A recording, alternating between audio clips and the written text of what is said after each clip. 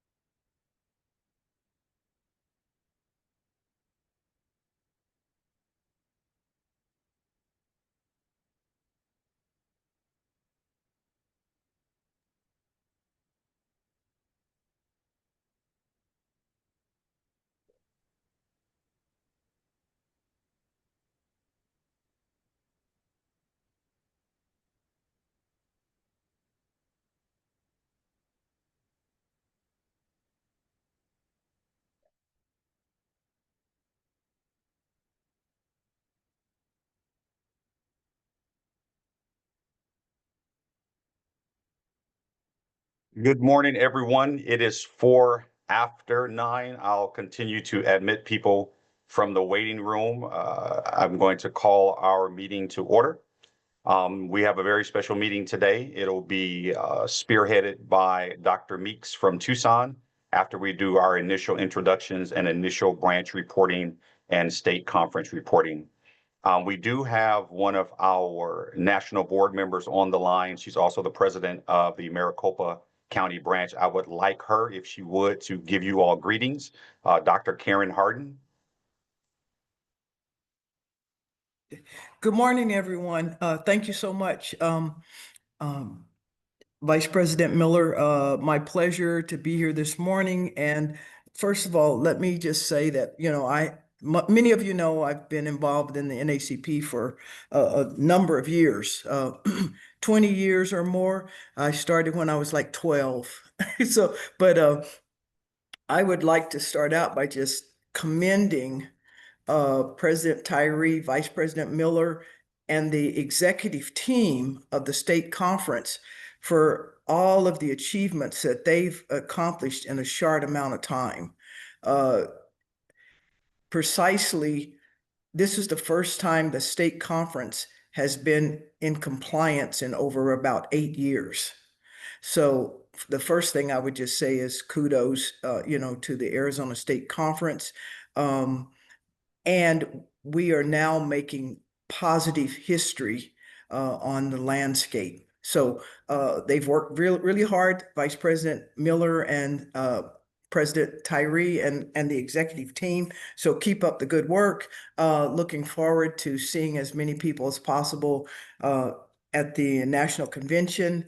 And Vice President Miller, maybe it would be good to have a list of all the delegates so we know exactly which delegates. That might already be in process, but you and or Sarah having a list of who all is going so we know and we can stay in contact with each other while we're at the national convention.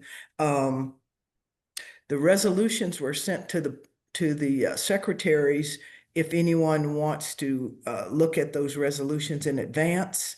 Vice President Miller, I'll get a copy to you and you can send it out to everybody in case delegates haven't seen them yet. So thank you very much. And I believe together we are making a very positive impact. Switching to the Maricopa branch, just a quick, you said, you wanted us to tell about our branch over the first quarter, like everybody else that branches, everybody's doing yeoman work with those requests that come in. And many of us know that some of the requests are not necessarily civil rights related, but we still try to help the folks the best we can. The Maricopa branch for the first quarter responded to about 150 requests for assistance. And of course, those requests run the gamut. Formerly incarcerated people and or formerly incarcerated folks that need help, childcare issues, educational issues. And we documented about maybe 400 hours of volunteer work among everybody that works on the requests that come in. So yes, if I can answer any questions for you, Vice President Miller, just let me know. But congratulations mainly for the hard work that the Arizona State Conference has done in such a short time. Yeah. Thank you so much, Dr. Harden. And then I just wanted to give you guys an update. There was an issue that was important to me in the state conference. Myself and President Tyree rallied around it after I presented the idea. And so with the budget that's just been passed for our state, we do have a total tax exemption for disabled veterans, which will be a great impact on their finances. And I'm one myself. And so it's going to save me over $400 a month on my mortgage. So those who have served our country, have 100% service connected, will be tax exempt from their property. And it did not do or did not have a negative impact on the state's budget. So it's something that we advocated for from the very beginning. And now it's been signed, it's going to be signed as the state budget or into the state budget. So I just wanted to share that with you all as well. So advocacy works. Myself and President Tyree, we have standing hours down at the Capitol. And so we're doing a lot of things also with VP Bagley to advance issues that we can through the legislature. So I just wanted to share that with you all. I see Dr. Sonia Willis raised her hand. I have you. Give me one moment. Let me try to move around to the various presidents who are on the line. I believe I saw President Farmer. President Farmer, would you give us a brief report from your branch, sir? Thank you.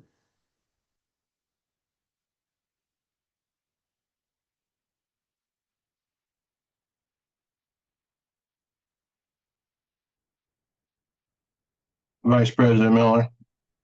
VP Mitchell, how are you, sir? Good morning. Well, I actually have the report for President Farmer. He's on the road. He's listening in, but I have the Oh, perfect. for Thank him. you, sir. Please go ahead. Please. I will summarize what I can as soon as I get it open again. I had it open for a second. Okay. All right. For our second quarter, we've had to accept the resignation of our education chair, Pamela Laxoller. However, we have a new education chair, which is Dr. Maria Willis, and I have a meeting with her in about an hour. We've also accepted the resignation of our third vice president, who is now working with the state, Shawana Bagley. And then we also have a new political action chair, which is Jessica Staggers, and our communications chair is Penny Cubitt-Williamson. President Farmer mentioned that one of our goals is to increase our membership, and we're going to be doing this by reaching out to former members, which are part of our branch. And then from our criminal justice committee, we were still working on and looking into the issues related to Daniel Robinson, American Hope, and Randall Barnes. These cases have not been favorable to trying to seek justice for them, but we're doing the best we can to keep an eye on it. From our first vice president, he's been helping with veterans placements, assisting the homeless, and working with the 100 Black Men of Phoenix, and you would say coordination with them in partnerships, as well as taking care of our attendees and our meetings. I myself, as well as my chairs that I'm responsible for, working to recruit membership, as well as keeping up with our organizational flow chart that we're working on to make sure we kind of have some, you might call it standardization, and who's running what and who's doing what. So let's see, membership chair is vacant right now. I'm kind of filling that hole, as well as, and we don't have a treasury report, by the way, just passed over that one, but I'll have one for you within about 2 or 3 weeks. I got to do some updates. Economic Development Committee, they did an outstanding job. We're just proud of what they did with Expo in Peoria. Also, we did one in Avondale. And the next one's coming up in August. We got a Black Business Summit coming up on August 30th, and it's in the planning stages. And Religious Affairs, no report.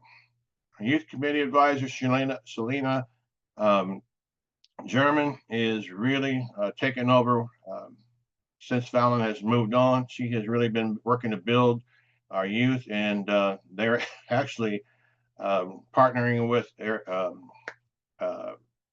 Agua Fria High School with their Black Student Union. So outstanding job for them. Health and Wellness Committee for Dr. Willis, who was on the meeting. Outstanding, and I got to say, outstanding health and wellness fair on May the 31st.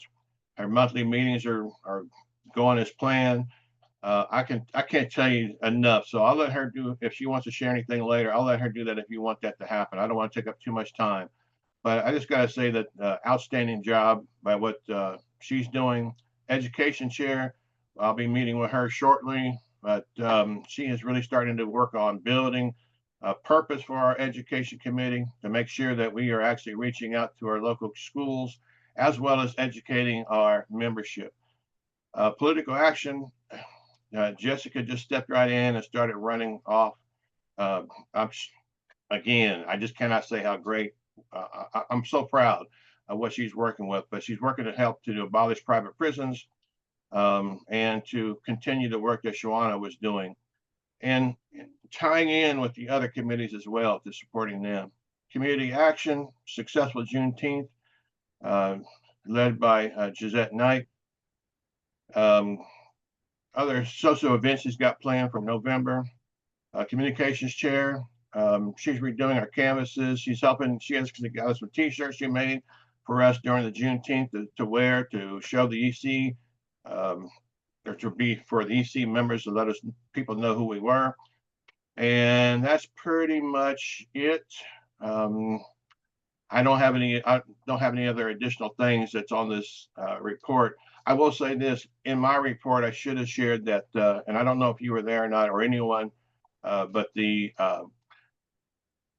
community event at George Washington Carver Museum was awesome. One of the issues that I did discover there and had in a report that I didn't have on this report is that we need to reach out to our representatives in person and share our story.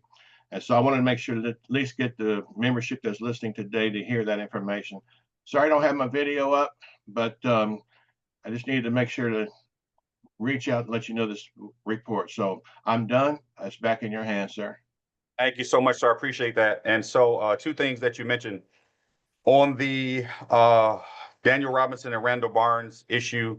If you guys want to meet with the county attorney, I will go ahead and facilitate that. I know that's something that President Farmer wanted to do some time ago. So if you guys want to do that, I will facilitate a meeting. Just reach out to me this week.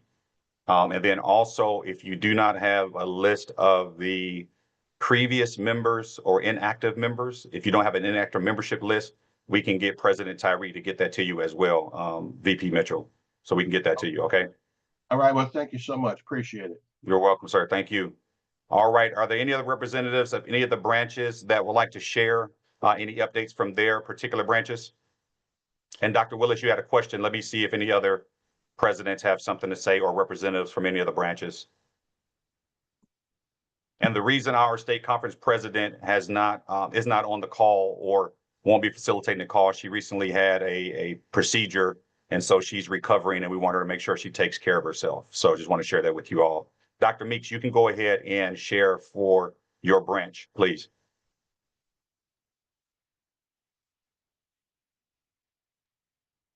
Good morning, everyone. How y'all doing? Can you hear me? Well, without an echo. Okay, great. So very good to see you all this morning. I will just very, very briefly share with you some of the things that we have here going on in Tucson this past quarter.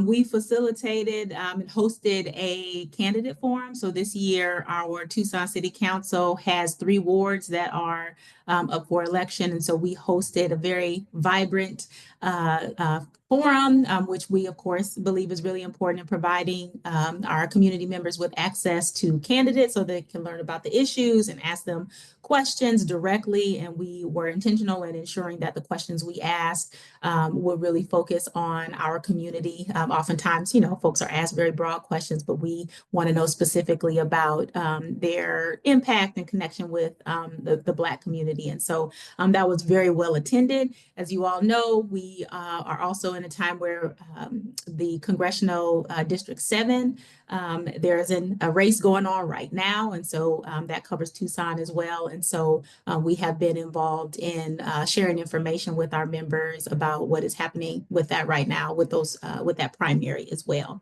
I am excited to announce that we have a health chair now here in Tucson. We haven't had one for a few years. And so she is off and running and has already made connections with Ms. Bailey, who is our state conference health chair. And so we're really excited about that and look forward to sharing with you some of the things that we've been working on. But one thing that will be coming up in the fall, we'll be collaborating in the fall, but also in the spring with some different organizations that include the National Panhellenic Council, which is the Divine Nine fraternity, historically Black fraternities and sororities, as well as Pima County Health Department. So we're really excited about that. We are also looking forward to a housing fair that's going to happen in the fall. We're collaborating with the city of Tucson as well. You're going to hear a lot about the city of Tucson today. And so we're really excited about that. We hosted one last year in one specifically identified neighborhood and community And so we're going to move that to another zip code for this year. So we're really looking forward to what's going to happen there. Of course, we've been involved in all kinds of Juneteenth activities. We also collaborated with the Arizona Black Bar Association and the Dunbar here in Tucson to host a community forum. So I believe this also happened in the Phoenix area, and one was hosted here as well. And that was incredibly well attended. Lots of good information that had to do with executive orders and understanding that, and having folks with legal background really, I think, amplified the issues, but also helped us to understand that, not pretend that we are attorneys. I also tried to participate in the legislative day. I did attend, but had to leave early. But so I do want to say thank you to everyone who had anything to do with organizing that, because for the short time that I was there, it was incredible, and I appreciated being able to meet some of our legislators. And I know things had to change that day, but that just shows how flexible and adaptable we are, but we can still get the work of the organization done. And I also just want to share that we are ready to move forward with our Freedom Fund 2025. So I will drop some things in the chat. But we will be hosting our Freedom Fund on November 1st this year, and you are all invited. So I'll make sure that we get that information to President Tyree so that can show up in the newsletter. And that is the report. I would like to, I don't know if you'll do the Youth Council separately, but okay, so she'll be here. We are attending convention. We're excited. We've got delegates. Let's go. Thank you. Thank you, Dr. Meeks. Appreciate it. Thank you so much. And again, for those who are able, can you please turn your cameras on just so we can kind of see each other? This is a statewide call, and some of you may not see each other on the regular basis. And it's just great to see your wonderful faces on this Saturday morning. So if you can turn your camera on, we'd be glad to see your beautiful faces. All right, so we have, I would ask Mr. Isom if he would to share from his perspective area. I know he's not the president, but he does a lot in his particular branch. And so would you please bring greetings and kind of bring us up to speed with your branch, sir? Thank you. Yes, sir. Thank you. I really appreciate everybody joining together this June. I might say hot June, especially. I know you guys are roasting up there in Metro Phoenix, so my hat is off to you, but we're not getting away with too much here in Sierra Vista. Our branch is active. Well, I'm going to combine my report. I'll talk about what's going on in our branch in general, and I'll cover the State Criminal Justice Committee as well. Sir. So, having said that, locally, we are very active in recruiting members, and we reach out to various organizations, not just for membership, but to collaborate on a lot of things that are of mutual benefit and interest to our organizations here locally. It's important that we reach out in such a manner because more voices are better than one, more minds are better than one. And we really appreciate our local organizations that help us along that line. We've had an interesting collaboration regarding housing here. We're making some strides forward to establish housing for low-income families. That's going fairly well.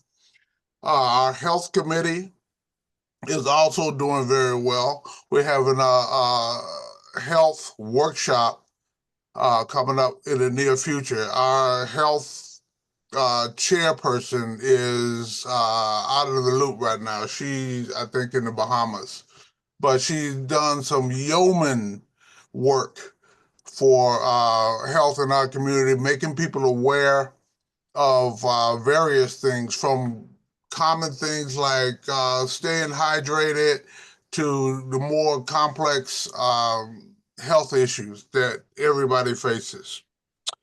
Juneteenth, we had a robust Juneteenth celebration, and a lot of people attended. I don't know the exact numbers, but it was well attended. A lot of good information was disseminated, and the community is better off for that.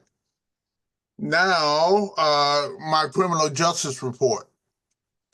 I had an opportunity to, and this is a follow-up or an update on an activity that occurred a couple of years ago.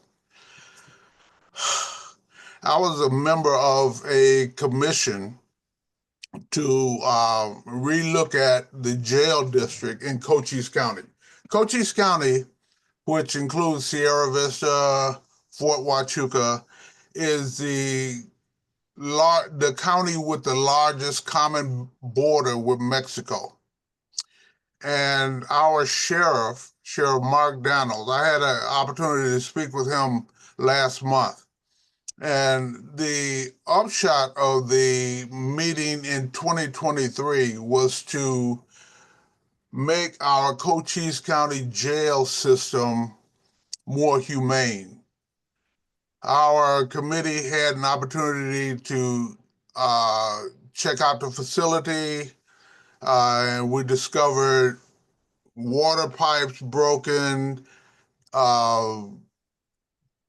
walls deteriorating, electrical hazards, everything that you can encounter in a dilapidated building was encountered there.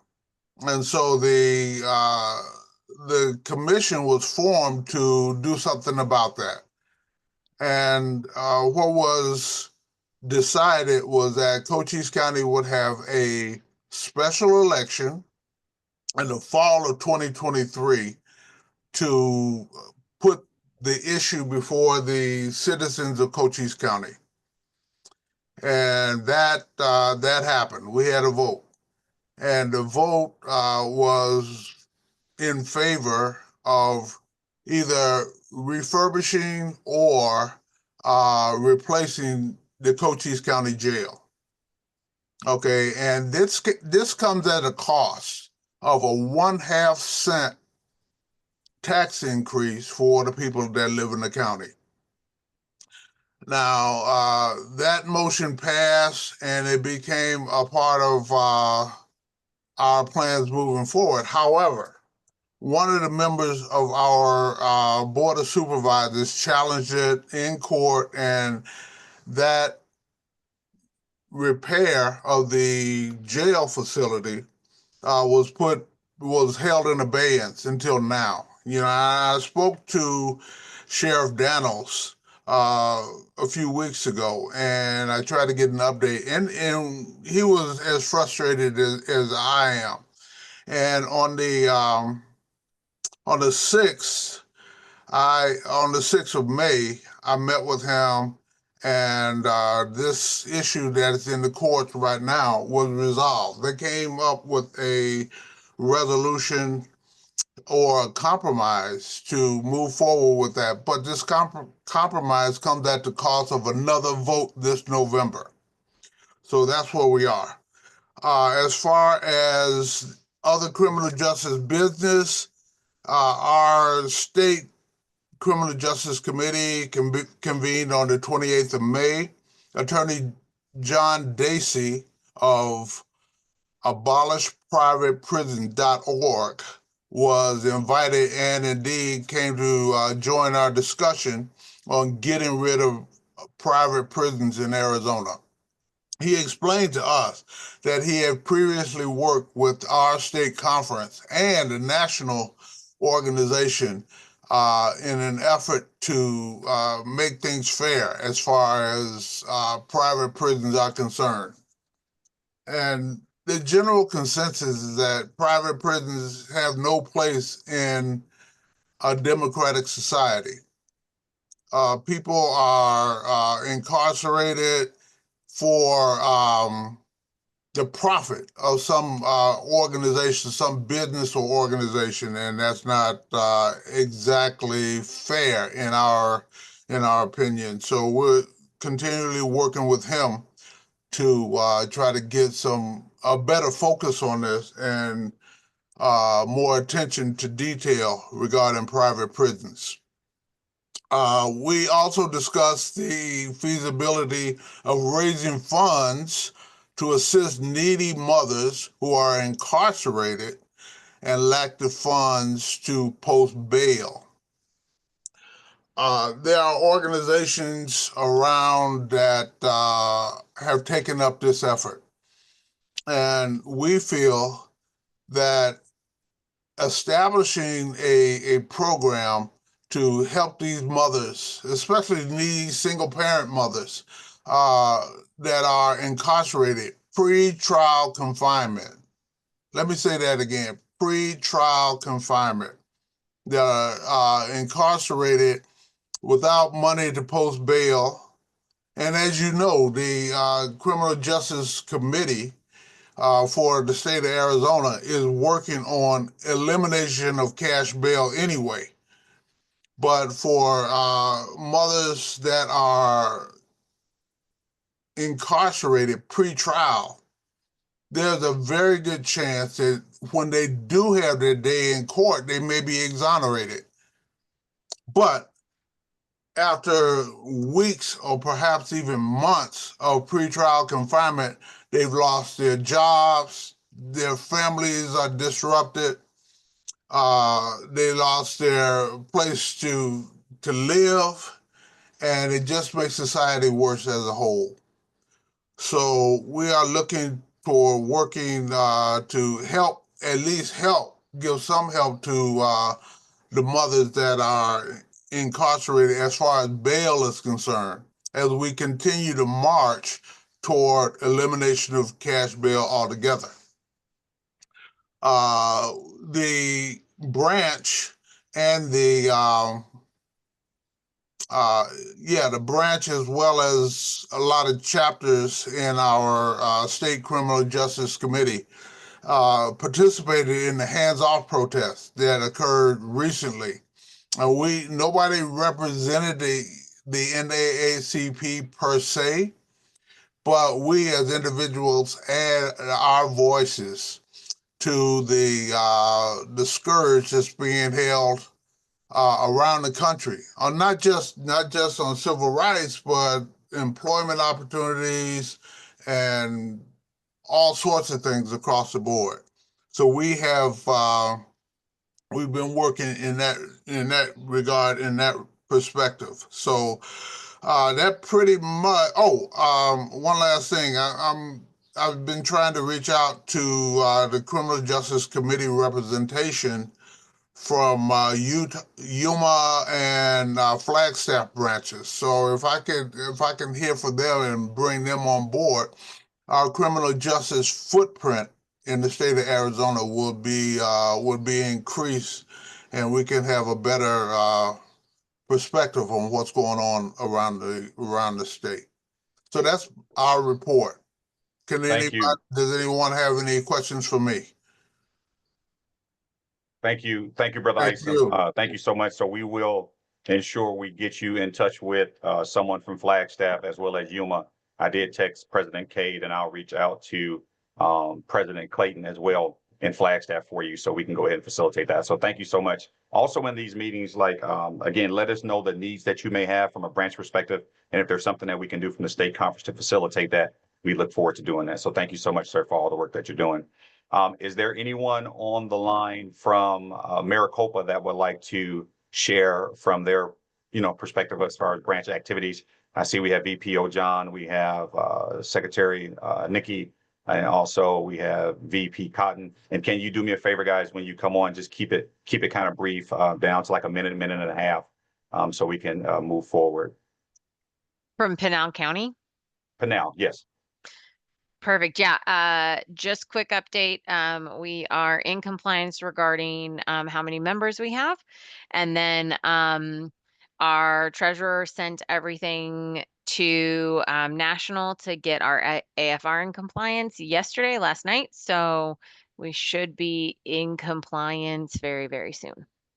Thank you so much. For those who do not know, Ms. Nikki is the newly position secretary for the Pinal County branch. She's doing great work already. The Pinal County reactivation was a success. We have a functioning EC for Pinal County. I'm have to leave here and drive an hour and 10 minutes for their meeting today. So we're doing everything we can from the state perspective to support our branches and build them as we best can. So we can have delegate strength when we go to convention, and then that we can do the work that's necessary to be done around the state. So thank you so much, Ms. Nikki. Do we have anyone on from the East Valley? Is there anyone on from the East Valley who would like to share?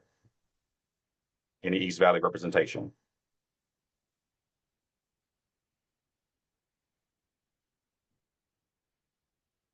All right. Being none. Also, those presidents who are not on, they'll have a report that'll be sent to the state conference, and that'll be in our shared drive. So all those reports will be available to all of you all as well, the branch reports. So at this time, I just want to kind of share some of the things that the state conference is doing or has done. As you know, again, since myself and President Tyree took over, there's been a lot of things happening in our particular state. We've been able to get the charges dropped against Mr. Tyrone McAlpin. We've been able now to get this 100% service connected tax exemption for disabled veterans. And we're working on a behavioral health bill with the help of VP Bagley, President Tyree, and then the state conference health chair for police wellness and readiness. So the state conference is doing a lot of things that you may not hear about until they actually happen, but we're doing a lot of things down at the state capitol, building relationships on both sides of the aisle to make sure that we have a political voice and political capital that we can spend if there's something that's actually happening that we need to be a part of. So there are a lot of things going on, and it is great to have you all as active presidents and branch members being a part of this work that we're doing. And again, we commend you for doing it, knowing that it is not a paid vocation. It is a vocation for love and justice of your fellow man. And so again, we thank you for that. I'm going to have, matter of fact, I'll open up to questions because I believe we had one from Dr. Willis. I'll do that, and then we'll move to Fallon, and then I'll turn the meeting over to Dr. Meeks for the remainder. Okay, sorry about that. I just had a question about the tax exemption as far as where we can get more information about that and when will that actually take place? So the governor's going to sign the actual budget, and I reached out to the county assessor yesterday. I sent a text message to our EC group, Dr. Willis, and so I'm waiting on him to give me information as far as when that'll take place, because right now some veterans already get a tax break, but it's not a total exemption. And so for that tax break, I think it's something goes up to like $3,800 or something like that off of the assessed value. But this way, there'll be no taxes on your real estate through the assessor's office. So I will get that information, and as soon as we have it, or if there's a form that they have to create an update, we will make sure that that comes out, Dr. Willis. Okay, thank you. You are so welcome. You are so welcome. Do we have any other questions in the meeting? Anyone, any other questions for the state conference? I'd be happy to answer anything that I can. If I can't, I'll defer it, and we'll get back with you. I'll go around the room and start unmuting people. I'm just kidding. Any questions, please? All right. Okay. I have So a question. So I have a Please, question. please, Dr. Nix, please. As these things are in progress, is it possible to get maybe like a paragraph or something so that then we can share with our members? Because I think, you know, this is great information, but I just don't know the details, and I think people would be happy to know that we're working on this. We will start adding those to the newsletter. Some stuff goes in there, so I don't know if everybody, you know, reads all the stuff, but we'll try to start adding what's happening, what we're working on right away at the top of the newsletter, so you can see that. Because like I said, a lot of things we don't put out until they actually get done and accomplished, but we can make sure that we do a better job with letting you guys know what's happening. And like Dr. Harden said, there's a lot of work with trying to make sure branches are in compliance, and, you know, and then all the other things that we have to do. But yes, I will do my best, and I'll share that with President Tyree, that we put those things out so you can share with your membership, because a lot of people are more willing to be active when they know that we're actually actively doing things right to make their lives better. So we definitely want to do that. So thank you for that as well. Thank you. And then I know there was a lot of Juneteenth activities. And so I want to thank you all for the various Juneteenth activities. Thank you all for those who tabled for the state conference and the various branches. I know myself, I know Ms. Fallon, and I know quite a few of you were doing Juneteenth activities all over the state. And so I thank you all so very much for showing up and being present in all of those spaces, participating in panels, events, and functions. It is a wonderful thing, especially knowing in this political climate that many people didn't want Juneteenth to happen. They did not want it to go off in the various municipalities, but it happened anyway. And a lot of that was due to the fact of some of you all who are right here on this call. So I want to personally thank you for that, and thank you from the state conference for doing that. Dr. Willis, you have another question? Please unmute yourself. Okay, yes, I do. For the mental health bill, for mental health and wellness for the police officers or any safety public officers that you're working with, are you guys consulting with any other psychologists or anything like that for that particular bill? And the reason I ask is because I know for police officers, there are already certain standardizations of some testing and things like that that they require anyway, just for police officers when it comes to evaluating them fit to duty and all of that type of stuff. So I was just curious about that.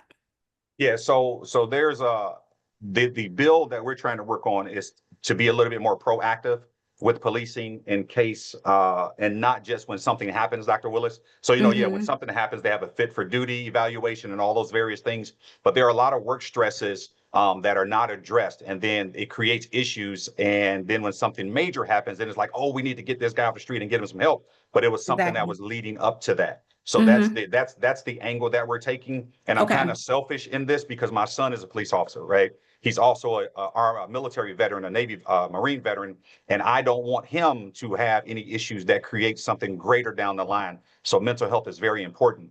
The other Yes. bill that we're working on that I forgot to mention, and Dr. Willis, if you want to be a part of this, please reach out to Ms. Gwen Bailey, the Health and Wellness Chair for the state.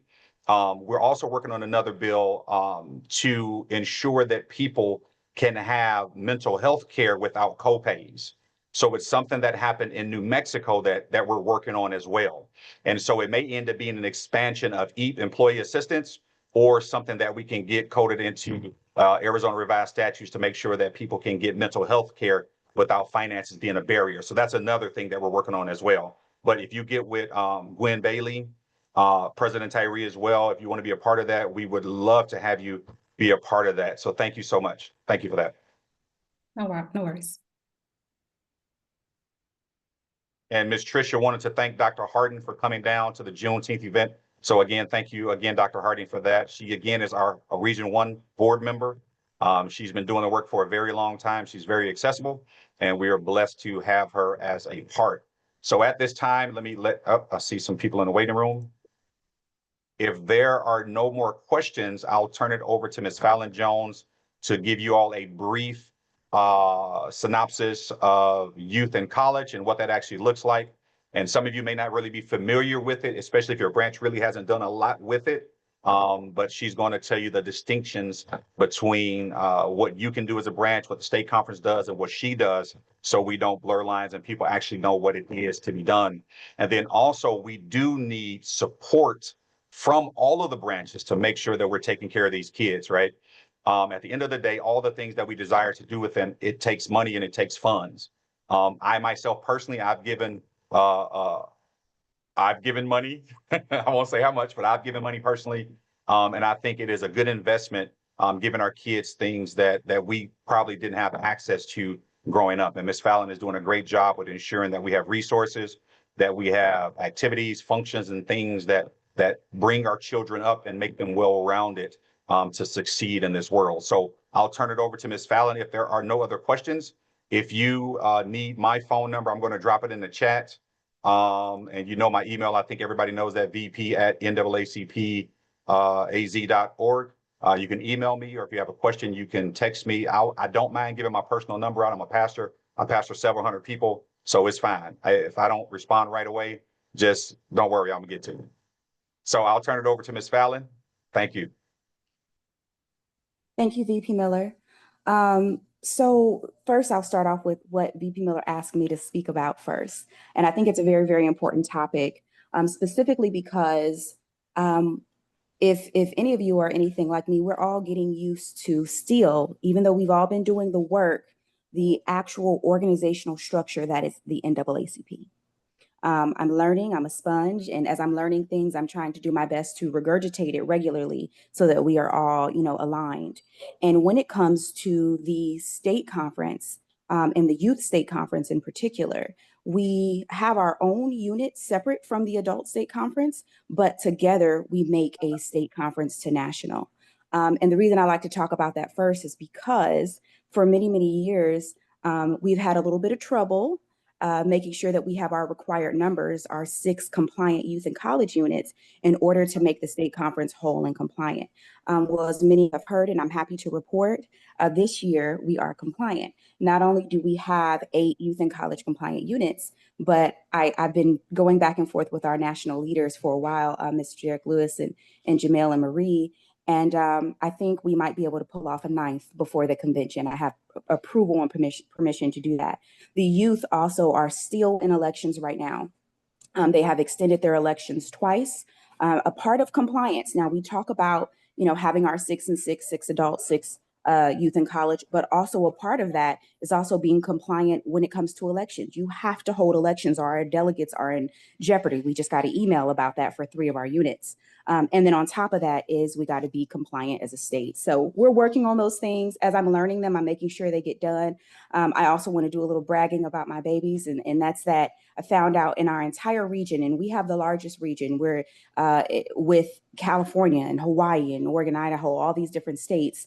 There are only 15 compliant youth units in the entire region, and 8 of them belong to us here in Arizona. So we should absolutely be proud of that and the work that our youth are doing here.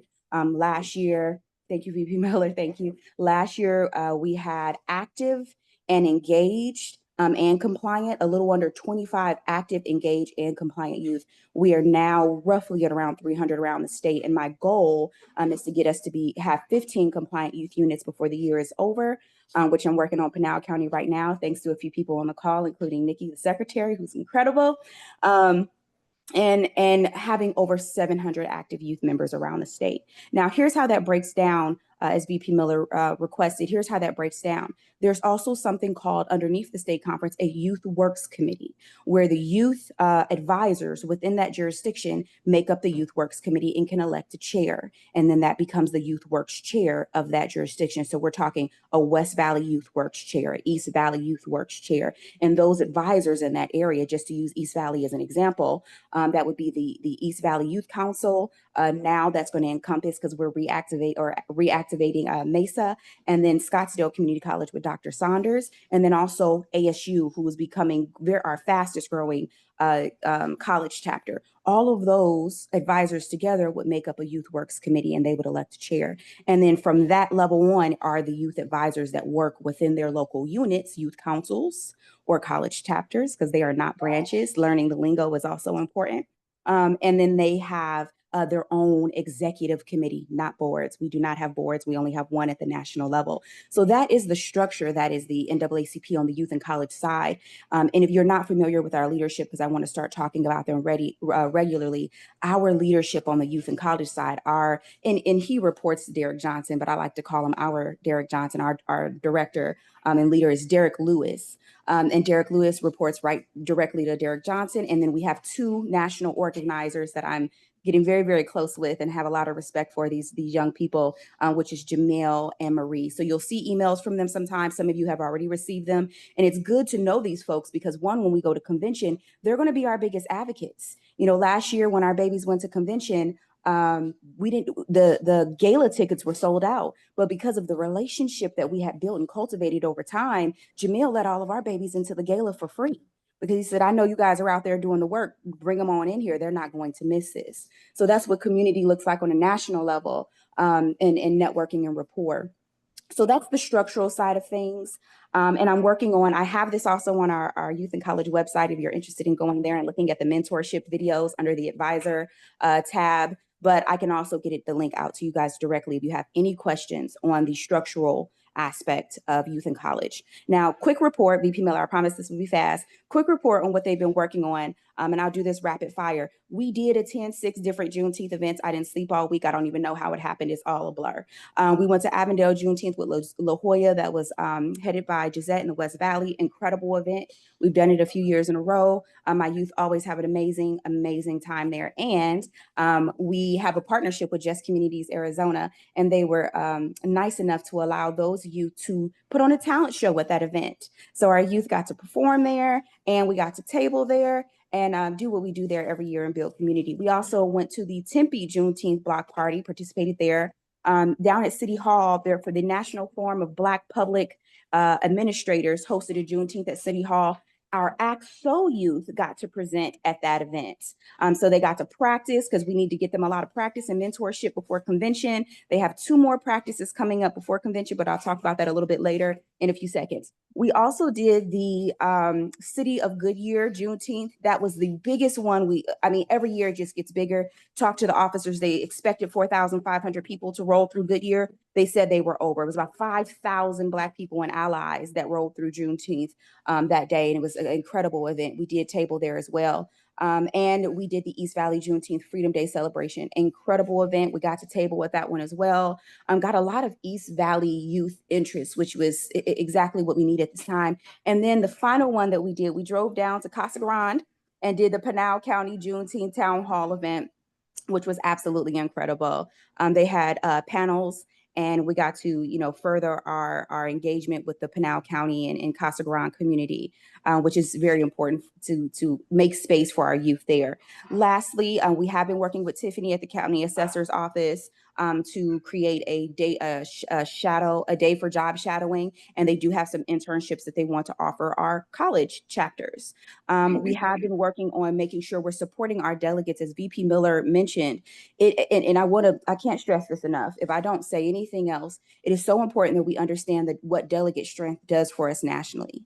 I tell, everyone knows that VP Miller is our good cop, bad cop. He's our compliance officer, our armor bearer, all of those things.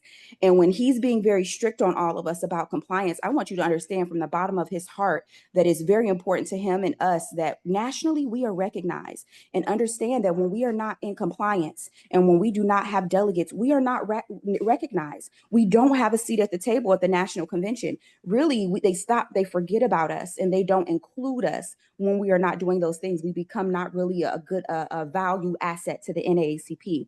So we have 17 delegates from the Youth Council and Youth and College Division this year, soon to be 19 once we get Pinal up and running, and hopefully before convention. And my goal is to get every single delegate to convention. So please, if you are able to help and support us and write any level of a check to support your delegates that are from your jurisdiction going to convention, please help and support us. I can send out more information on the President's chat on that, on how specific instructions on how to support us. But we do have delegates from most of the jurisdictions. Last but not least, we're still practicing with our AXO, or preparing our AXO students, because we have 5 of them going to convention. We are in countdown right now for convention prep. I am going down with VP Miller today to Pinal County to talk more about the structural portion and to support him, and then also to engage with our youth advisors down there. We are in the midst of the Civics All Summer program right now. We have about 15 students right now working and working to combat misinformation and disinformation every day for 20 hours a week for $15 an hour. That's our partnership with the Urban League. That program will not end until August. So we are working every day. And that's what the Youth and College Division is doing at this time. Please reach out to me at youth@AZNAACP.org. I'll put it in the chat in case anyone has any questions. Thank you. Thank you so much, Ms. Fallon. And I want to again recognize Ms. Fallon and then all of our state conference chairs, because they're doing a whole lot of good work. And I apologize for the ones who are not on here today. Our veterans chair, our health chair, just all of the chairs are doing great work to make sure that we advocate for all marginalized people in the state of Arizona and those without a voice. So I just thank them so very much. I've been a part of the state conference for a very long time. This is the first time I've seen youth in college this active. This is the first time I've seen people really pushing behind getting young people to convention. The first time I've seen us trying to make sure that young people have a job in the summer, that they can have income and they're not out doing anything in the community they have no business doing. This is the first time I've seen, kids all over the valley, a part of the NAACP, who are striving to have community and relationship. And it is a wonderful thing. So thank you so much for that, Ms. Fallon. Before we turn it over to Dr. Meeks, does anyone have any questions? And I thought I saw Ms. Yolanda Parker's hand go up. I'm not sure if that was intentional, but it went back down. So if you did have a question, please feel free to unmute yourself, and I'll be happy to take your question. Okay. Sorry, that was not it. I didn't have a question. I accidentally hit that. Sorry. Oh, no problem. No problem at all. Thank you. All right. So at this time, we are so blessed and fortunate to have Dr. Cherie Meeks on this call, and we are blessed and fortunate to have her as the president for the Tucson branch. Dr. Meeks does a lot of great work. She is always willing to get in the fight and do whatever is necessary to make sure our voices are heard. And so we're so proud to have her in the position that she's in. We're so grateful for the partnership and the work that she does. She makes it easy for us to work with Tucson, and I'm so excited about that. We had the pleasure of going to her last Freedom Fund event function, and my girlfriend was there, Congresswoman Jasmine Crockett. That's an inside joke for a few people. But we had a very, very good time being down there in Tucson with Dr. Meeks. So we're going to turn the remainder of our meeting over to her. She does have a special guest that'll be here that she'll introduce. And so this will be the last thing you hear from me. Again, we thank you all so very much for the work that you are doing in the state. We thank you so very much for all the things that you do to advance the cause of the association. We thank you so very much for being present, showing up in spaces, occupying spaces to make sure that our voices are being heard and our agenda is being pressed. So again, I thank you so much. Dr. Meeks, I'm going to make you the host for the meeting because I need to hop off and get in my vehicle and make my way down the road. So again, me and Fallon will probably end up hopping off, but everyone else, please stay on for the remainder of the call. We thank you all so very much. Again, if you have any questions or anything that you need from the state conference, if there's anything we can do to support your particular branch, please let us know. You don't have to like us. If you need our support, we love you and we want to support whatever it is that we can do for you. Please let us know. We want a strong state, strong branches. And again, we're so grateful for each and every one of you for all the work that you're doing. Thank you so much. All right. Thank you so much. Safe travels to you all. All right.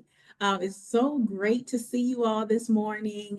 Thank you so very much to President and Vice President for selecting Tucson to host this leadership summit. As you all know, I believe it was October the 1st, leadership summit was held. The second one was held, I believe, in Mesa or Tempe in March. And so we are excited to be able to host this here in Tucson, even though all of you all are not in Tucson, but that's okay. It's very hot here.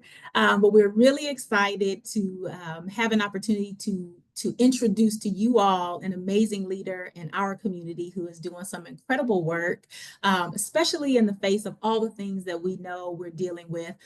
We know that our organization is one that is, going to jump out there when we need to. We will speak up and we will speak out. Oftentimes people don't like what we have to say. Sometimes they just don't understand it. So in addition to simply speaking, I believe that it's very important for us to educate and not make assumptions that people know who we are, know what we do, know why we're doing it, understand why we're fighting for it, but we need to teach. And sometimes that can be a challenge because we just expect that people know everything that we want them to know because we know it. But we believe that it's incredibly important for us to offer grace and to be kind as we are teaching people about a lot of the different things that there are to be taught about. So I am really excited today. I'm really not going to do much talking at all, but I do have an amazing leader that I want to introduce to you all, and I have written out a bio. I could probably just tell you all kinds of amazing things, and she'll probably make a face at me for having written this all out, but I want to read this to you because if I don't do this, I'm not sure that she will touch on each and everything that she has done. And I think it's so important for us as leaders to support one another, to uplift one another, and to ensure that we are celebrating one another and our accomplishments. And so I am excited to introduce to you all today Laurice Walker. She serves as the first ever, the inaugural Chief Equity Officer for the City of Tucson. And she has served in this role since 2022. She comes to us from Minneapolis, Minnesota, where she gained years of experience in municipal equity offices and leadership positions in the field. She's brought more than 10 years of experience working with national leaders to define best practices around the understanding and application of equity, social justice, and accessibility in local government. Prior to being hired by the City of Tucson, she served as the inaugural Diversity, Equity, and Inclusion Manager for the City of Plymouth, Minnesota. Her previous experience includes work as a project coordinator for the City of Minneapolis, Division of Race and Equity for many years. She was the chief consultant with the Racial Agility Consulting Enterprise, or RACE, whose mission was to bridge the gap between mental health and racial equity, something that's very important to us. She has worked to end discrimination against people diagnosed with mental illness.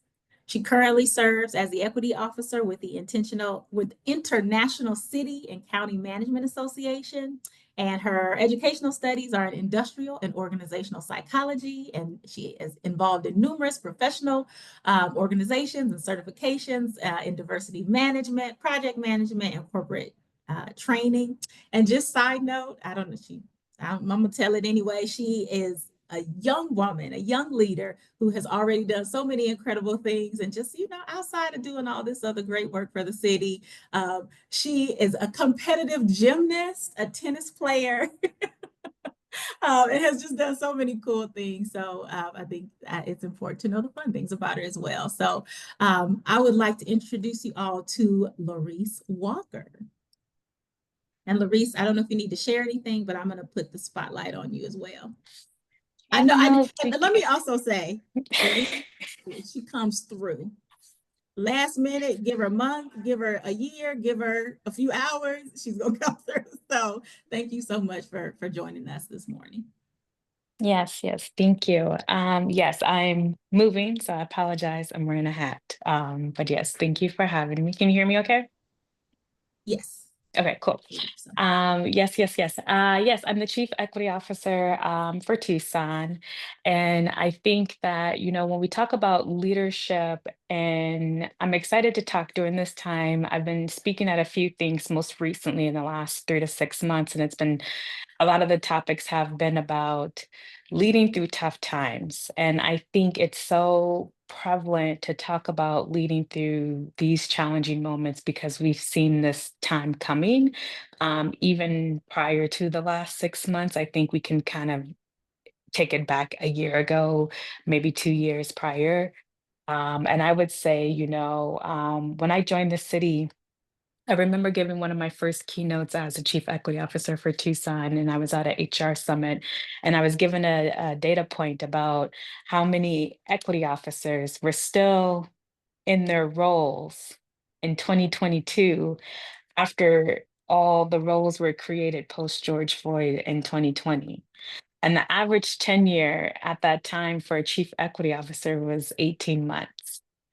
And I believe only 70% of the positions that was created between 2020, June of 2020 and January of 2022, 70% of those equity officers had quit their position.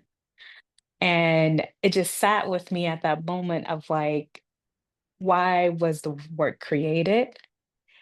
Who was staying? And was the organizations committed truly to the actual outcomes of the work and what they wanted to do? This moment has brought me back to that. And even for Tucson, I can fully say that I've been supported and I've been given the space and the autonomy to do the work that I needed to do in Tucson. But I will say in these last few months, what's been prevalent for me though has been a reminder that the ownership and the responsibility to the community is not mine about why equity is important. That is the elected leaders, that is the leadership of the organization, which was going to be your city manager and your department directors and all those folks. But it's not me as an individual, as the chief equity officer, to prove to the whole entire community and constituent body of why equity is important. But I was carrying that work and that load as if it was my responsibility. Because I got an executive coach and I was like, man, I'm showing up every day and I'm fighting and I'm advising and I'm telling them that this is how we should be responding to these things. This is how, we're getting hate emails and we're getting hate calls, like what you're doing is illegal. You see it's being banned and all these things. And nobody's listening to my advice. I'm calling the city attorney and saying, hey, this is how we should respond. And everyone's just like, okay, Louise, yep, that's fine. Yep. And I'm like, okay, am I the only one am I crazy? Like, is something wrong with me? And my coach reminded me, well, first of all, your job is to advise. So I had to be reminded to not be tied to the outcome. With the things that I propose, what I recommend as an advisor, to provide them the suggestions, to provide the recommendations, but to not be married and tied to the outcomes. I think the other thing is that it was okay to be angry. It was okay to be disappointed. I think oftentimes the stipulation of being the angry Black woman, um, but that's okay to be angry. It was okay to be angry and upset and disappointed. And um, when I first got here, everybody was waving me around like I was the new hot kid on the block. And then things got quiet. But when I really needed folks to step up and have my back and to call and check on me and to see if I was okay, I didn't get one call from folks in my organization. Um, so when you talk about leading through tough times, you really see who's leading with you, and leading through it with you, I think was the most important thing. So anyways, that's just a little, I bring that with who I am, and I think that's authentic being a leader. I think a level of leadership truly is about vulnerability. And it's kind of cliche. A lot of people talk about vulnerability in this piece, but I think truly authentic leadership, you have to be true in who you are. And I think that's the level of integrity, both professionally and personally. Um, but the work we're doing. Since I've been in Tucson, I've been very focused on data. I'm a data insight person, whether it's storytelling, whether it's collecting numerical data. Um, we need to know who we are working with. We need to know the folks that we have disengaged in the past, the folks that we have harmed, for us to even understand how we can help the communities that we have the gaps with. So one of the biggest buckets that our department has worked with has been around data. We have created a data platform called the Tucson Equity Data Strategy, which we won a couple of awards off of, which is basically wanted to create a localized, almost like a city ran census about how we're using demographic data to inform our policies as an organization. So you can go on our website, like City of Tucson Office of Equity or something, and you can go on there and look at our data strategy. And essentially, if you want to look at repavements, you can look at this index and look at different demographic lived experiences, whether it's poverty, um, transportation services, there's a whole plethora of different demographic variables that you can enter into this map, and it will help you understand which areas and segments of our community in Tucson are most impacted by demographic variables that make them more vulnerable to socioeconomic factors. And it will help you have an idea if you're a department in the city or in the county and you want to know, okay, if I should start my road repavements in the most vulnerable areas first rather than the more affluent neighborhoods, because they probably just had their roads repaved maybe 10 years ago rather than 20 years ago, this is how we'll be able to do it. So that was one of the biggest factors that we started with. The other factor was around department and city culture. Um, I think that's another piece. My background in organizational psychology, as a psychologist, I believe in behavior change. Before we can get to organizational change, we have to get to individual behavior change. Individuals, we make up organizations. So when you talk about systemic change, to truly get to systemic change, you have to get down to the nitty gritty of individual behavior change. And that's going to be the huge factor that's going to change your department or your organizational culture. Um, so for me, one of the things that we started off with, we started with the departmental equity coordinator program, where, oftentimes when you have equity officers or cultural change offices or innovation offices or DEI, you can name them whatever you call belonging and all that, oftentimes departments are like, oh, well, you're going to come in and tell me how to do something different. Well, what I challenge departments to do is say, hey, we're going to put out this call where employees are going to step up who are frontline employees or middle management employees. They couldn't be supervisors or directors, where they wanted to volunteer to learn more about equity. But then also they identified something within the department that they wanted to apply an equity lens to. So there was a part of this 12-month cohort where 6 months they were getting skills to learn more about equity, whether it was around gender neutral language, learning about the African American community more, Hispanic Latino community, or they were learning about ableism or ageism or bias and things like that. But then the other 6 months, we had them identify a program in their department that they wanted to learn or build around an equity lens, but we were giving them tools to build a capstone project. So they did a SWOT analysis. They had to practice in front of their peers. They were given more tools and resources to actually have time to write it out. We met once a month for 2 hours. So they had 2 hours every month to have designated time to work on this project. At the end of their 12 months, they were able to present their project idea back to their department director, leadership team, and myself. It wasn't mandated that the project was implemented, but it was an opportunity for them to showcase to their leadership team, like, hey, as an employee who's here, recognizing change and growth, here's an idea, a solution that we see. Some of the projects were a cultural survey. So some departments did a cultural survey, which actually did turn into a department investigation for a department. Whether that's good or bad, I have no idea. But when you talk about needing to change culture, that sometimes has potentially maybe been like the good old days, right? And maybe not as inclusive gender wise as you would like it to be. And you think about retention and recruitment and trying to bring in more diversity.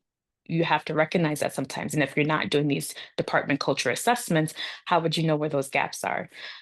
Some departments presented on wanting to have an engagement team. I think this one came from a call center, 911 call center. And I think that's interesting because they take calls where people are probably not having the best days of their life.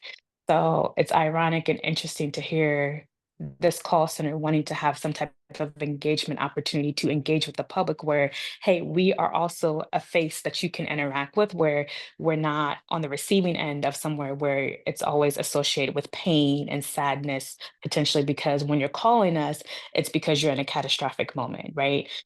So it's just really cool and neat to kind of hear and see those different experiences and people wanting to bring those ideas. So I talked about the data component. I talked about the cultural change piece. I think what's happening, I'll talk about that later. And then the other piece that we started with was looking at wanting to support boards and commissions, so our community stakeholder groups. So really wanted to make sure that they have the tools and resources to make equitable recommendations to our elected leaders. So creating, opportunities for them to hear from me as the equity officer from the organization, but then also coaching them on saying, hey, okay, we recognize that, if you're the Coalition on Disabilities, how do you make your own recommendations to mayor and council through your skill set and your lens, but making sure that it's equitable for the rest of the community? If you're a racial equity advisory committee, if you're a youth advisory committee, if you're all these different, if you're the environmental climate resilient committee, how do you make these recommendations to mayor and council, but making sure it's a holistic lens that benefits the community? And then the budget, I think that's another one. We've been doing a budget analysis on our city's budget for the last 4 years. I think that's been pretty cool to say. And each year we've been getting more refined. We've had every department submit a budget report to tell us how they're spending their dollars, and asking them what are they spending their money on and how is their budget impacting underserved and marginalized communities. We're asking them what engagement opportunities or practices are they utilizing to engage the public when they're thinking about their budget services. We're asking them how are they incorporating accessibility services. So are they, making sure that their services are accessible to the community. We're also asking them about accountability factors. So are they publicly providing like a annual report or a quarterly report, a newsletter, a website, things like that. So those have been the staples of our office for the last 3 years. To wrap it all up, fast forward, now that we're kind of shifting in these evolution of times and change and pivots, My background's been in organizational psychology, strategic planning, management, things like that. We're kind of shifting a little bit. I've always been in the strategic impact phase or implementation. I think equity is strategic impact work. So we're kind of shifting and potentially changing it and moving in that direction. And I don't know if we're changing terminology. And I think of that's mainly more around federal funding and all that. But a lot of our work will stay the same. But I think some of those factors around the budget might change in the lens of like strategic impact. I think some of our policy work will kind of be more around a strategic impact approach. And I think we can still keep equity, but if you take equity out, that kind of changes your work too. I'm a believer of that. So I'm kind of mindful about that. So if you all have to potentially change some of your work and terminology, just be mindful of what that new terminology is and try to keep it as close to being able to continue to fulfill true equitable work or impactful work as possible. So try not to drag it on too long, but I think I can pause there, Sheree. All right, that was excellent. Thank you so much. Thank you for sharing that. I think it's so cool to hear about your experience with data.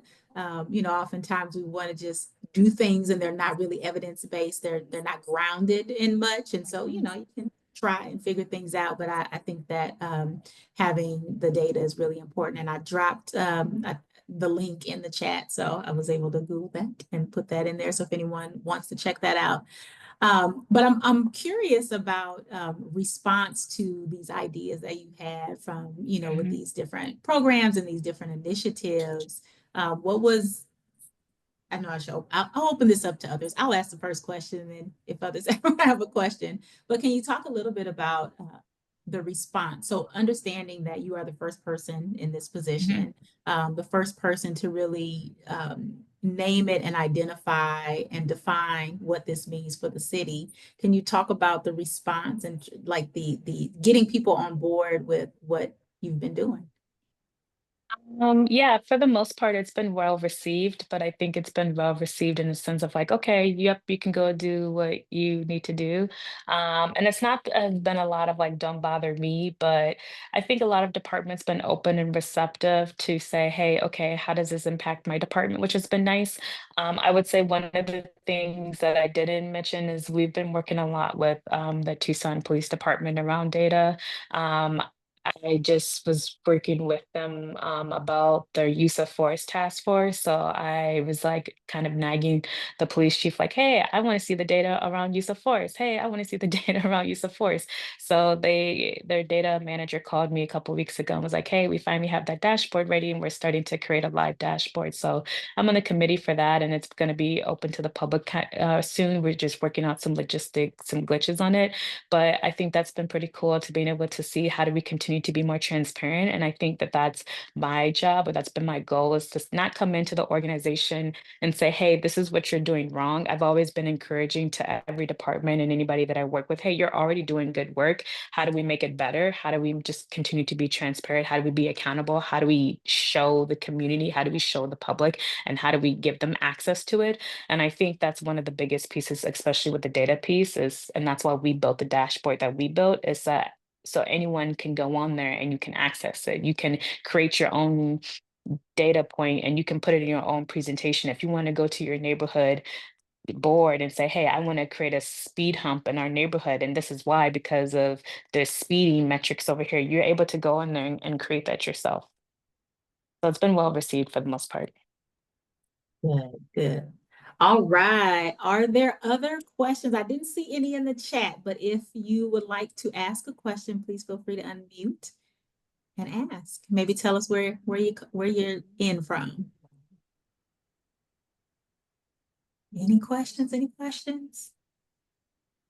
No, you were just so thorough. Okay, well, I have another question. So, and I'm not sure if you had joined our call yet at the time, but mental health is something that's really important for us throughout the state, and our health committees are always, looking at ways that we can be impactful in this area. And there's work being done to write legislation that will really consider resources and things like this in this area. So can you talk a little bit about the work that you've been doing in that space? Yeah, so I haven't done much in Arizona around it, but when I was in Minneapolis, yeah, I was a part of NAMI, Minnesota, and mental health is so big, and I think it's especially big for the Black community, but it's so silent. And that's was my own personal driver. It's just knowing growing up in my own household, and it's like, oh, you don't talk about that, oh, don't say nothing, ain't nothing wrong with you. Like, there is plenty wrong with me, so there's definitely something wrong with you, is what I thought to my parents. So I definitely know that there is just an uproar of like, how do we create resources? And I think the gap is there's just the lack of funding and resources for people to access mental health services. When I started my nonprofit, my services were completely free for people to have services, and I started a peer-to-peer support program where people were able to coach them to have resources where we can teach them and train them and give them the skills. We also offered mental health first aid services, so that way people can recognize what are those first few signs of mental health. Um, Not necessarily breakdowns, but like if you know someone might not be showing up 100%, how can you recognize that and immediately address that or give them the first few tools that they might need so that way you can show up for them? Because if you can step in and intervene, then that might save them going to a mental health institution, or that might save them potentially going to jail or somewhere. So how do we show up? And I also think that there's a correlation. What I was studying too was in the education system and behavioral. I think that there's a big disconnection between children acting out and being sent out of the classroom and the pipeline to prison. Like, it's just it's so deep and it's so embedded, and it affects our Black kids especially. Because when I reflect, I was always a kid who was sent out of the classroom because I wanted to eat my snack, and because I couldn't eat my snack, okay, I might have fell out on the floor in first grade, and then you sent me to the behavior room. Well, now I feel embarrassed, so now I'm gonna act out even more because, like, why are you sending me out against my other peers, right? So then that becomes like this cycle. And then now these kids are being labeled and, being disciplined and things like that. And then I think it creates these barriers. And then, for boys or other kids, depending on where they're raised and stuff, it just creates these factors and these compound effects, which then leads to, other incarceration rates and all types of stuff. But I think that it's pretty profound and it's big, and that was a lot of work. And then I also did some maternal health services. I was a midwife also for a couple years, where I delivered babies for first time moms as a certified professional midwife for home births, because the maternal rate for Black mothers is very high death rate compared to white moms, and a lot of it is institutionalized in the actual medical care field. And it was unfortunate to see around me. So if I can't do anything, join the cause and try to do something different. And that's always been something that I've tried to do. So All right, thank you. Okay, I'm watching the chat. Folks are saying thank you. Excellent presentation. We are grateful you are addressing mental health. All right, if there are no other questions, my final question must be, what can we do here in Tucson, but also throughout the state of Arizona to support you and to support the work that you are doing for the city of Tucson, but also just as a Black leader? yeah, definitely create spaces for Black leaders to come together.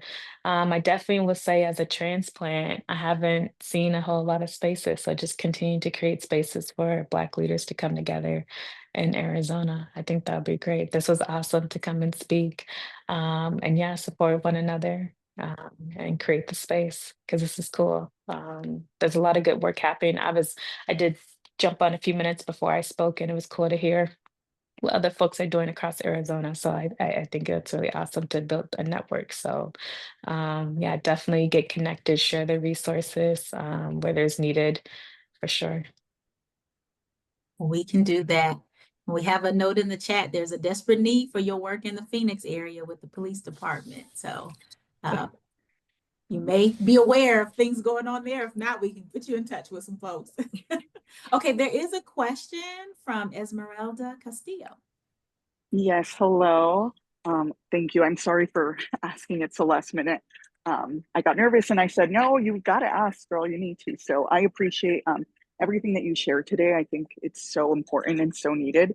I work for the City of Phoenix's Office of Accountability and Transparency, and I don't know how familiar you are with our office, but basically we review investigations of police misconduct. And I heard you talking about how you were getting data on with officers. And I just wanted to ask, like, how did you bridge that gap for yourself with the officers? Because right now we're really having trouble kind of creating trust between our office and police. And it's difficult because we want to do so many things to be able Hmm. to help and not hurt, but also heal. And I know that obviously nobody likes to have a microscope on them. So Right. I'm curious about when you would ask about that information, because that's very, tender Yeah. kind of subject matter. How did you go about that? Yes. Hi, nice to meet you. Honestly, I went straight to the top. And I don't know if it's because I was new, but I remember my first meeting with the police chief. It was scheduled for an hour and we met for 2 hours.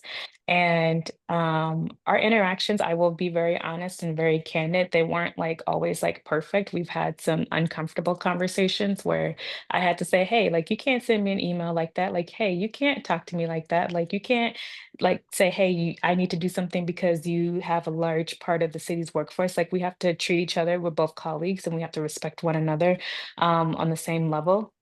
But I also need you to do this so we can get to this same outcome, right? Like and I had to remind I think we both had to remind one another that we both want the same outcome for the organization. So I think that once we got to a place where we both realized that, yes, we both want the same outcome for the organization, I think that that had kind of eased the playing field for us. And then I said, now, can I go to your data team? And then it was like, okay, yes. And then also I built the relationship with our deputy police chief as well here, who's also she's a Latina woman. So I think that's also pretty cool too. And just kind of really building my relationships with each individual person one-on-one was really helpful. But then also the data team was a really big asset to build one too. And it was really just saying, hey, we're not trying to like take over what you have, but really we want to showcase. But I just want to quickly share though, one of the things I thought was profound when I spoke to our police chief was like, the first thing that he said to me was like, we're nothing like Minneapolis, Larice. And I was like, you know what? All it takes is one time and you could be just like Minneapolis.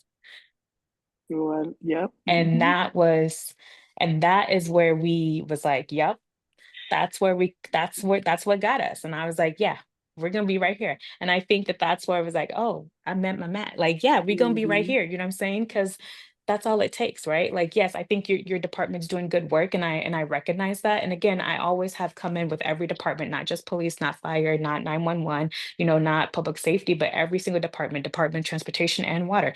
I've always came with the approach of like, you're doing good work. My job is not to come in to criticize and attack you and saying what you're not doing well. It's to continue to elevate us as an organization. I didn't say the city, y'all needed an equity office. Y'all, mayor and council said that. They just hired me. I just Hmm. got the job. Hmm. So my job is to work with you all. So yeah.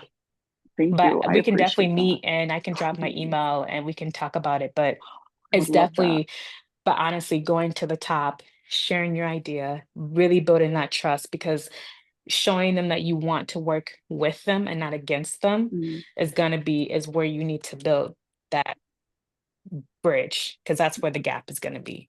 I would love to connect and potentially if you would think about coming out to our office and maybe Yeah. speaking to us because we're in the middle of getting our new police chief and the previous police chief he Okay. liked us, Yeah, that's going to be a but great opportunity. yeah, his so the problem is the PD, the chief liked us when he was here, but the PD doesn't. And it's actually Hmm. funny because Okay. they tell us constantly, we need to stop bringing up George Floyd. We need to stop bringing up. And Yeah. so Hmm. there's got to be some give and take, and I understand that. And it's Hmm. just so hard because it's like I know Yeah. you want to stop talking about it, but Yeah. we also can't in a Right. way. And so Exactly. there's got to be some mutual understanding. But please, I see your email came in. I'm taking a Yeah. screenshot. Yeah. I Yeah. would Yeah. Love Okay, yes, to yes, yes. connect. Yes, yes, yes, yes. Thank you so Anybody, much. please send me an email. Yes, yes, yes, yes. Thank you. All right, Bob, I saw your hand up and then it went away, but you're off mute. Did you have a question?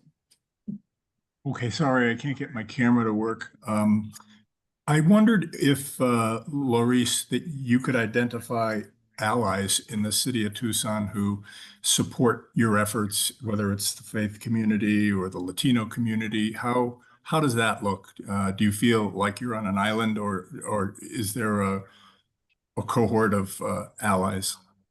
Yeah, hi Bob. Yes, I feel very supported. I have never experienced, okay, maybe once or twice. There's been two people or individuals or groups who've been like, we don't know why you're here. But other than that, most there's been very supportive organizations. Everyone has been thoughtful and supportive and forthcoming of like, yep, we care about the work. Yes, we want to be here. Yep, we show up. Um, whether it's inviting me to come speak or coming to show up and be thought partners at the table for something. When I've done like our city's equity action plan work or our budget process, or I've called out for people to be on steering committees or things like that, folks have been well responsive and shown up. I've gone to two things or something and someone's been like, yep, I don't know why you're here. That's only happened twice in the 3 years that I've been here. To answer your question, Bob. Yes, thanks. Right. Any other questions? If there are none, I want to say thank you very much, Laurice, for spending some time with us here. I know you have a lot of other personal things going on, but taking time to jump on here really does demonstrate your commitment to community and collaboration and information sharing. So thank you so much for being here. We appreciate you. Her contact information is in the chat. If for whatever reason you aren't able to catch that, you can send something to me. I'll make sure you get her information. But we want to make sure that we continue these conversations and that this is happening across the entire state. And perhaps there's, an opportunity to bring some folks together from different communities to have the similar conversation about what might be happening in your community. So. All right, if there is nothing else, this really is the end of our meeting today. I hope that this was helpful for you all to hear the reports from the state conference and from the branches, and certainly to hear from the Chief Equity Officer here for the city of Tucson. Once again, we appreciate this opportunity to be a part of facilitating this discussion here in Tucson, and we look forward to the next event in 3 months. So we'll do this again, and I'm sorry I don't have the flyer in front of me to tell you where the next one is or who's hosting that one, but you can count on that for the next quarterly meeting. So you all be safe, stay hydrated, and take care. Thank you all so much.